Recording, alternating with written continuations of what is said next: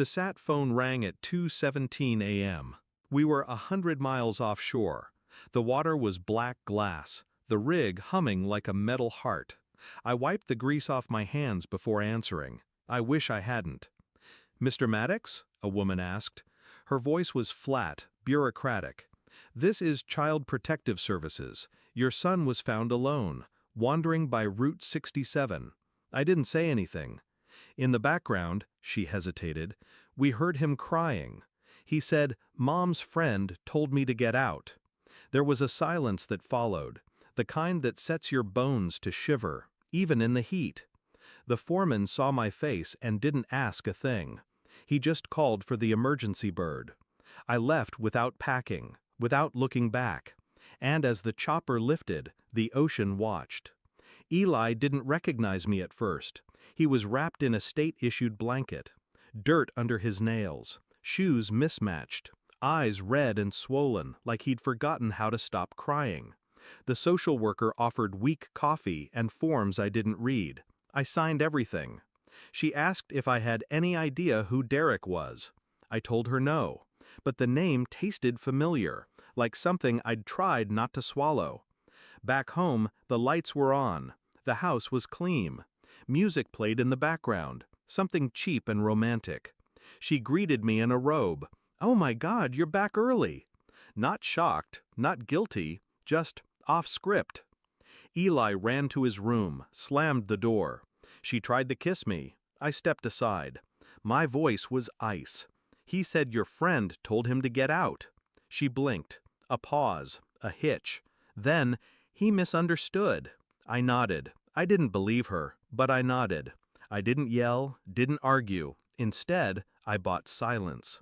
A new phone, hidden cameras, tiny ones, hallway, living room, front porch. I told her work needed me on call. She smiled and kissed my cheek. I didn't flinch. The days blurred. She texted more, laughed louder, slept later. Eli stopped drawing, stopped talking. One night, while she thought I was on the rig, I watched the footage in real time. At 9:14 p.m., a man entered the house. Tall, bald, too familiar. Derek. He brought wine. She brought herself. At 9:37 p.m., they passed Eli's closed door without looking. At 10:02 p.m., Eli opened that same door and walked outside. No one noticed. Not until CPS found him 3 miles away, barefoot on cracked pavement. I waited.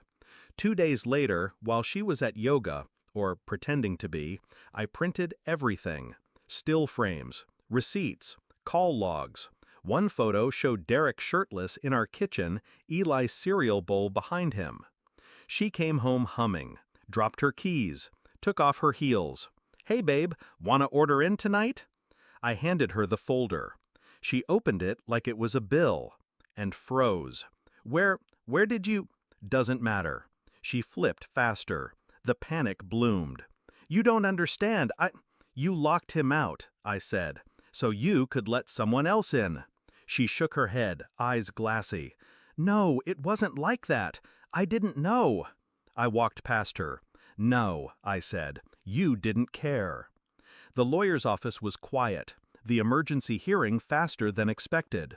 Full custody granted. Supervised visitation denied. The judge called her neglect chronic and egregious. I just called it betrayal. When she tried to cry in the hallway, I didn't look at her. When she tried to grab my arm, I pulled away like she was smoke. Later that night, I returned home and packed everything. Not mine, hers.